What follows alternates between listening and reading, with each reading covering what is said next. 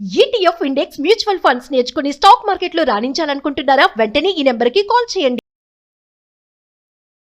నమస్తే రమగారు. నమస్తే జయ. రమగారు, పిల్లల్ని ఇండిపెండెంట్గా ఉంచాలి, ఇండిపెండెంట్గా తయారు చేయాలని చెప్తూ ఉంటాం కదా. ఏ వయసు నుంచి వారి పనులు వాళ్ళకి అలవాటు చేయాలి, వాళ్ళు ఇండిపెండెంట్గా ఉంచాలండి? డే 1 నుంచి చేయాలి జయ. డే 1 నుంచి పిల్లలు వాళ్ళంతట వాళ్ళు ఉండనివ్వం, మనం ఉండనివ్వం. పైగా ఇప్పుడు ఏంటంటే జయ, ఇదివరకటికి ఇప్పటికి తేడా. ఇదివరకు చాలామంది పిల్లలు ఉండేవాళ్ళు జయ. ఉయ్యాల్లో పిల్లాడు ఒక ఊపు ఊపితే వాడి దారిని వాడు ఊక్కుంటూ ఉండేవాడు. వాడి దారిని వాడు ఆడుకోవటం, వాడి దారిని వాడు దూగట్టం. ఆ ఇళ్లల్లో కూడా అలాంటి అవకాశాలు ఉండేవి. మట్టి అంటితే మురికని, అది హైజీన్ లేదని అలా భావించే వాళ్ళు కాదు. మనం దాంతో పోల్చకూడదు ఇప్పుడు అసలు. ఇప్పుడు మన పరిస్థితి ఏంటంటే, అమ్మ నాన్న, తాత అమ్మమ్మ, తాత నాయనమ్మ, ఈ 6గురికి ఒక చంటి పిల్లాడు అంతే. వాడు బొమ్మ కోతి కొబ్బరికాయ దొరికినట్టే. ఇటు అమ్మకి చెల్లెళ్ళో తమ్ముళ్ళో, లేకపోతే అటు నాన్నకి తమ్ముళ్ళో అన్నలో ఒకటే కదా. ఇంతమంది పెద్దవాళ్ళ మధ్యలో ఒక పసిపిల్లాడు ఉంటే వాడి చెయ్యి కాలు కూడా కదలనివ్వరు. ఎప్పుడు ఎత్తుకుంటారు, ఒళ్ళల్లోనే ఉంటారు, ఎప్పుడు ఎత్తుకుంటారు. వాడు ఏం ఆడినా వాడి పక్కనే ఉంటారు. వాడు ఏం చేసినా ముద్దే, ఏం చేసినా మురిపమే, ఏం చేసినా గారాపమే, చేయకపోయినా ముద్దే. వాడితో పాటే గుంపంతా ఉంటారు, ఎప్పుడు ఒళ్ళోనే ఉంచుకుంటారు. ఎత్తుకుని ఎక్కడికి వెళ్తే అక్కడికి తీసుకెళ్తారు.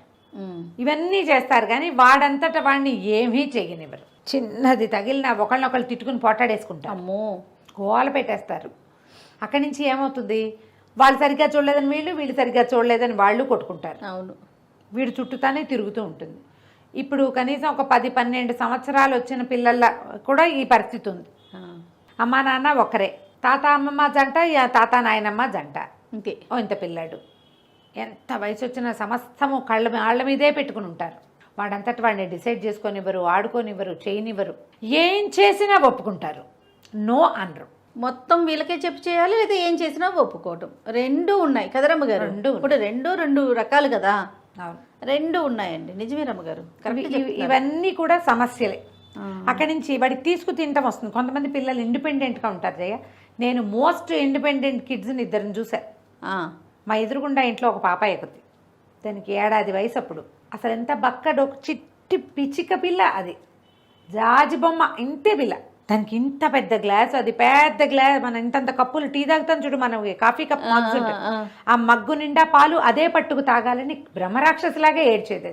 ఏదో వద్దని ఉంటుంది కదా రమ్మగారు, ఆ కప్పు అదే పట్టు చేయించుకోకూడదు ఎవరు, ఆమె పట్టుకుని తాగేసేయాలి. అది ఎవరినో చూసేది. వాళ్ళు తాగుతున్నారు కాబట్టి తను అట్టాగే చేయాలని. మా లావి కొడుకు ఉండేవాడు మా ఇంట్లో. 1 ఏడాదికి సరిగ్గా సంవత్సరంకి ఆ రికార్డు వీడియో ఉంది ఇంకా నా దగ్గర. ఫోర్కులతోటి అందరూ తింటుంటే వాడు చూసి, వాడు జాగ్రత్తగా ముక్క ఇట్లా పట్టుకుని ఫోర్కు దానికి గుచ్చుకుని దాంతో తినాలి. దోశ తుంపి వేస్తే 1 ఇయర్ పిల్లడు ముక్కలు ఎత్తుకి నోట్లో పెట్టుకునేవాడు చేయవాడు. నాకు సంవత్సరం ఇది 2 నెలలు, 14-15 నెలల పిల్లలు తెలుసు మా ఇంట్లో కూడా. నేను వీళ్ళని 1 ఏడాది లోపు చూసా. అట్లా నాకు అవి నచ్చవు, నాకు ఇవి నచ్చవు, నేను ఇలా చేయను. వాడిని అలాగే చేయనివ్వాలంటే కొన్నిటికి కంట్రోల్ పెట్టుకోవాలి, కొన్నిటికి పెట్టాలి. ఇప్పుడు ఇండిపెండెంట్గా ఉన్నారని అన్ని ఇండిపెండెంట్గా చేయనిచ్చామా నీ కంట్రోల్ ఉండదు, అంతే. అది కాకుండా ఇక ఏది వాళ్ళు సరిగ్గా తినరు, మూతి పూసుకుంటారు, కింద పోసుకుంటారు, తక్కువ తింటారని నువ్వే ఇంతంత తోసేద్దామని చూసావా, డిపెండెంట్ అవుతారు. సాచివేతగా ఈ మధ్య మార్గంగా పోవాలి పిల్లలతో. ఓ గ్లాస్ ఇచ్చి నిదానం కాదు, నువ్వు ఇక్కడే ఉండంటారు కొంతమంది పిల్లలు. ఎదురుగుండా ఉండాలి, వాడే తింటాడు కానీ నువ్వు అటు ఇటు కదలకూడదు, ఇంకోళ్ళతో మాట్లాడకూడదు, ఎప్పుడు మన కాన్సన్ట్రేషన్ వాడి మీదే ఉండాలి. అవును, ఇలాంటి పిల్లల్ని ఎట్లా హ్యాండిల్ చేస్తాం? మనకు ఒకటే కదా ఉందనిపిస్తుంది. ఇంకా నీకు ఎప్పటికీ ఏ పనులు రావా, నువ్వేం పని చేయవా, నీకు ఏ అవసరం రాదా? పిల్లలు పెద్ద అయ్యే కొందికి ఈ అలవాటు మంచిదేనా అసలు? అవును, ఎట్మోస్ట్ కేరే కాదు. మొత్తం ఎంతమంది ఉంటే అంతమంది కాన్సన్ట్రేషన్ తన మీదే ఉండాలి. వాడికి అటెన్షన్ మొత్తం వాడికే కావాలి, అంతే. ఎంత అటెన్షన్ సీకింగ్ పిచ్చి ఉంటుందో పిల్లల్లో. వీళ్ళు పెద్ద అయ్యే కొందికి కాల్చుకు తినేస్తారు జయ. మననే కాదు, వాడితో ఉండే సమాజం అంతా ఇబ్బంది పడుతుంది. నిజం. అవునండి. నువ్వు అన్నిటికీ ఏడ్చేవాళ్ళు నీకు తెలీదా? తెలుసండి. ప్రతిదానికి గొడవ, అవును, ఏడ్చేసేయటం, అటెన్షన్ సీకింగ్. నా మాటే చెల్లాలి, అంతే. ఆ ఇళ్లలో అలవాటైంది, ఆఫీసుల్లో కూడా చేసేస్తారు, ఏడుపు కొట్టుబళ్ళు. మరి ఇప్పుడు వాళ్ళు కొంతమంది పోట్లాడి అటెన్షన్ సీకింగ్, కొంతమంది ఏడ్చి, కొంతమంది ఒక్కొక్కళ్ళు ఒక్కో రకంగా. నీకు తెలుసు, వాళ్ళని చాలా మందిని చూస్తావు. ఇవన్నీ చిన్నప్పుడు మొదలయ్యే సమస్యలు. ఇంట్లో నో అనకపోవటం, కేకలేకపోవటం, వద్దని చెప్పకపోవటం, అన్నీ నీ ఇష్టం, అది ఇండిపెండెంట్ అని ప్రతి నీ ఇష్టం చేయటం. ఎట్లా రమ్మగారు మరి? ఇబ్బంది కదా చుట్టూ ఉన్న వాళ్ళకి. తల్లులు తండ్రులు జాగ్రత్త పడాలి. ముందు నుంచే జాగ్రత్త పడాలి. పిల్లలకి మొదట నో తెలుసుకోవటం నేర్పించండి. ఈ మాట మాత్రం పదే పదే వినాల్సి వస్తుంది, చెప్పుకోవాల్సి వస్తుంది. నో నో ఈ నో తీసుకోకపోతే వీళ్ళు ఏ ఆశాభంగాన్ని తట్టుకోలేరు. ఒకటి, ఇప్పుడు నువ్వు ఇండిపెండెంట్గా చెయ్యాలి, ఒక పాయింట్ అది. రెండో పాయింట్, ఇది ఇండిపెండెంట్ కిడ్స్కి. డిపెండెంట్ కిడ్స్ని వాళ్ళ దారిని వాళ్ళకి కాసేపు ఆడుకోనివ్వాలి. చంటి పిల్లల్ని ఎంతసేపు ఎత్తుకోవద్దు. ఎంతసేపు మీరు పక్కనే కూర్చుని చూసుకోవాలి. అదే ఒక పాటలాగా పిల్లల్ని చూసుకోవడం. ఏమిటి చూసుకునేది? ఏవో బొమ్మలు వేస్తావు, అక్కడ కూర్చో, యువతల నీ దారి నువ్వు పని చేసుకుంటూ ఉండు. బాత్రూమ్కి వెళ్ళేటప్పుడు కూడా తలుపేసుకోకుండా ఉండే తల్లులు తెలుసు నాకు, తెలుసా? బాత్రూమ్కి వెళ్తారు, తలుపేసుకోరు, పిల్లాడు ఏడుస్తాడు, నువ్వు తలుపేసుకోవద్దు అంటాడు వాడు. ఊహొచ్చిన పిల్లలకా తలుపేసుకోవద్దు అంటాడు. నేను బాత్రూమ్కి వెళ్ళేస్తా, స్నానం చేసేస్తా, ఈ లోపల నువ్వు ఇక్కడ కూర్చుని టీవీ చూడు, లేదా ఇది బొమ్మలతో ఆడుకో. ఓకే, గదిలో ప్రమాదకర ప్లగ్గులు అవి ఇవి లేకుండా చేసి వాడికి అలవాటు చేయొద్దు. మరి నేను బాత్రూమ్కి వెళ్తా, నువ్వు నాతో బాత్రూంలోకి కూడా తోడురా.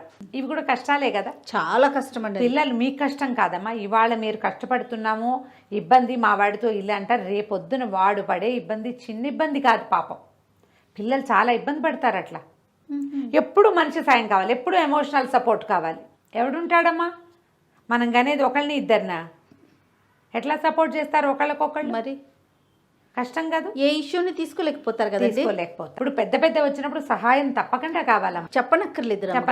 చిన్న చిన్న వాటికి కూడా ఇలా డిపెండెంట్స్గా ఉంచొద్దు పిల్లల్ని. కాసేపు చదువుకుని అప్పచెప్పటం, కాసేపు కూర్చొని వాళ్ళ దారిని వాళ్ళు ఆడుకోవటం, వాడినే అనేది ఓన్ చెయ్యనివ్వాలి. కొన్ని పనులు అవి తీసుకుని తింటాం, అవును, లాగు వేసుకోవటం, సాక్స్ వేసుకోవటం, చెప్పులు వేసుకోవటం, చొక్కా వేసుకుని గుండీలు పెట్టుకోవటం, వాళ్ళు చేసుకోగలిగినవి ఇవన్నీ. తలకాయ దూకోవటం, కొన్ని పనులు ఇది రోజు నువ్వు చేయాలి అని మెల్లిగా అప్పచెప్తే వాడు ఇండిపెండెంట్గా ధైర్యంగా ఫీల్ అవుతాడు. ఒకవేళ వాడే చాలా చేసేసే వ్యవహారాలు బోళ్ళు ఉన్నాయనుకో వాడి దగ్గర, వాడిని కొంచెం కంట్రోల్ చేయాలి. కొన్నింటికి నువ్వు చెప్పాలి, అన్నింటిలో చేయొద్దు, నువ్వు కొన్నే చెయ్యి, ఇది చేయకూడదు, ఇది చేయాలి అని. వాడు ఇండిపెండెంట్ అని వదిలేసినా తప్పే. ఓకే, వాడి భయము, వాడేం చేయడు, వాడికి మేము ఉండాలి, నా తాలూకు ప్రజెన్స్ లేకపోతే కుదరదు. గొప్పగా ఉంటుంది తల్లులకి. అసలు తెలుసా, ఒక 3.5 ఏళ్ళు వచ్చాక పిల్లలు బాగా ఆటకి వెళ్ళిపోతుంటే వాడు నన్ను వదిలేసి వెళ్ళిపోతున్నాడని ఏడ్చే తల్లులు చూస్తున్నాం ఇప్పుడు మనం. తల్లులు కూడా వ్యాక్యూమ్ వచ్చేస్తున్నది మాకు. పిల్లాడి నుంచి సపరేట్ అయిపోతున్నట్టు వాడి ప్రపంచం పెరిగిపోతే పెద్దయ్యాక పెళ్ళాం వచ్చాక ఏడుస్తారు చూడు. అట్లా పిల్లలు స్కూల్కి వెళ్ళి వాడి ఫ్రెండ్స్ని వాడు డెవలప్ చేసుకుంటే వ్యాక్యూమ్ ఫీల్ అవుతున్న తల్లులు కనపడుతున్నారు ఇప్పుడు. ఎందుకంటే అమ్మగారు పిల్లలు ఒక్కళ్ళే ఉండటం వల్ల అంటారా? సేమ్ అదొక్కటే రీజన్ మెయిన్గా? అదొక రీజన్ అయితే అతి అటాచ్మెంట్ ఈ బొమ్మ నాది అనే భావం ఇక్కడ కూడా పెట్టుకోవాల్సి వచ్చింది చూడండి. మనం ఇక్కడ కూడా ఉంది, వస్తున్నాయి, అట్లా కనపడుతున్నాయి కేసులు అవి కూడా. కాబట్టి ముందు ఈ 2 రకాల్లో తేడాలు గమనించుకోండి. మీ పిల్లలు గ్రోయింగ్ కిడ్స్ అయితే, మీరు గ్రోనప్ కిడ్ అయితే బాధలేదు, అంతే మీరెలా ఉన్నారో ముందు పరిశీలించుకోండి. అన్నిటికీ నాకు అమ్మో అక్కో కావాల్సి వస్తున్నారా, నేను ఇండిపెండెంట్గా ఉన్నానా, ఓ పిల్లల్ని సపోర్ట్ చేయగలిగే పరిస్థితి నాకుందా, ఎందుకు లేదు ఉంది, ఎలా ఉంది. నేను నా పిల్లలకి నేను అట్లాంటి సపోర్ట్ ఇవ్వగలనా, వాడిని ఇండిపెండెంట్గా నేను ఉంచగలనా, వాడిని అలా పెంచగలుగుతున్నానా, పోనీ నేను ఎక్కడ పొరపాటు చేస్తున్నాను. చాలామందికి ఎలా ఉంటుందంటే పిల్లలకి ఎంతసేపు తిండి పెట్టడం, పోషించడం, పౌష్టికాహారం ఇవ్వటము, రకరకాల మంచి చక్కటి ఫుడ్స్ ఇవ్వటము, ఎక్కువ అవకాశాలు ఇవ్వటము, వీటి మీద ఉంటారు, ఆలోచిస్తున్నారా మా తల్లులు ఇప్పుడు. వీటితో పాటుగా మనం వాడిని ఇండిపెండెంట్గా ఉంచుతున్నామా, లేదా ఎక్కువ స్వాతంత్రాన్ని ఇచ్చేస్తున్నామా పరిశీలించుకుని ఒక బేరీజు వేసుకోండి మీకు మీరే. ఇతరుల పిల్లల్ని చూసినప్పుడు మనం ఒక కామెంట్ పాస్ చేస్తాం, ఇది అందరూ రిలేట్ అవ్వాల్సింది. ఎవరి పిల్లడు అలర్ట్ చేస్తున్నాడు, ఎంత అల్లరో మా వాడి ఇంత అల్లరి లేదండి. అస్సలు కామన్ డైలాగ్ రమ్మగారు. ఎంత కామన్ అంటే అమ్మా అని పిలవటం ఎంత కామనో ఈ డైలాగ్ అంత కామన్. ఒకసారి అప్పుడు ఎవరినైనా చూసి మీకు వాళ్ళ ప్రవర్తన అతిగా అనిపిస్తుంది, ప్రతి ఆల్టర్నేట్ డే ఫీల్ అవుతాం మనం. అయ్య బాబోయ్ ఎలా ఉన్నారో నాయన, వీళ్ళు ఎలా భరిస్తున్నారు వీళ్ళు, అసలు అమ్మో పిల్లలు ఎంత అల్లర్లేదు. ఒకసారి మీ పిల్లల్ని మీరు బేరీజు వేసుకోండి. రమ్మగారు అల్లరి చేస్తేనే కాదు, వాళ్ళు సైలెంట్గా ఉన్నారనుకో, అదేంటి అసలు నోట్లో నుంచి మాటే రావట్లేదు. మన పిల్లలు అట్లా కాదమ్మా, చక్కగా మాట్లాడతారు. ఇట్లా ప్రతిదానికి అనుకుంటూనే ఉంటారండి. తిన్నా అంటారు, చక్కగా తింటారు పిల్లలు, గట్టి పిల్లలు, వాళ్ళు బాగా తింటారు, వీళ్ళు తింటారు వీళ్ళు. మా పిల్లడు ఏం తిండు కొత్తిమీర అలా తిట్టుకుంటారు వీడిని. ఏం కాదు వీడు బాగానే ఉంటాడు. తల్లికి ఏంటంటే మనవాడు తిండు వాళ్ళు తింటున్నారు అనిపిస్తుంది. వాళ్ళు తినకపోయినా చీ పెంకివాడు తిననే తినట్లేదు మన పిల్లలు అసలు గోలేదమ్మా. ఎవరైనా అంతే. ప్రధానంగా ఏంటంటే మీరు ఒకళ్ళని గురించి ఏదైనా అనుకునేటప్పుడు మనం ఎట్లా ఉన్నామని ఆలోచిస్తే మీకు మంచి క్లారిటీ వస్తుంది. ఎస్, అప్పుడు మీకు పెద్ద అయ్యాక థెరపిస్ట్లు అవసరం ఉండదు. మీ థెరపీ మీరు ఇప్పుడు చేసుకోగలుగుతారు. దాని మీద నువ్వు ఆ హస్బెండ్తో ఫ్రెండ్షిప్ ఉంటే బాగా చక్కగా మాట్లాడుకోండి. అక్కయ్యతో ఫ్రెండ్షిప్ ఉంటే అక్క మీరు డిస్కస్ చేయండి. ఇది వాట్ ఈజ్ వాట్ అని మనకు అర్థమవుతుంది. అప్పుడు మనం ఏది ప్రాబ్లం కంట్రోల్ ఎక్కడ చేయాలి అనేది అర్థమైపోతుంది. చదువుకున్న తల్లులకి ఇది ఒక వరం అమ్మ. ఇంటర్నెట్కి వెళ్ళకండి, ఇంటి వాతావరణాన్ని పరిశీలించుకోండి. మానవ సంబంధాలు పునరుద్ధరించుకోండి. ఎవరితోటైనా గొడవలు ఉంటే వాటిని తగ్గించుకోండి. మీ పిల్లలు కూడా అవే నేర్చుకుంటారమ్మా. ఖచ్చితంగా ఆలోచింపజేయడం కోసమే ఇది మనం మాట్లాడుతోంది. ఇందులో మనం ఏం పెద్ద సొల్యూషన్ ఇవ్వాల.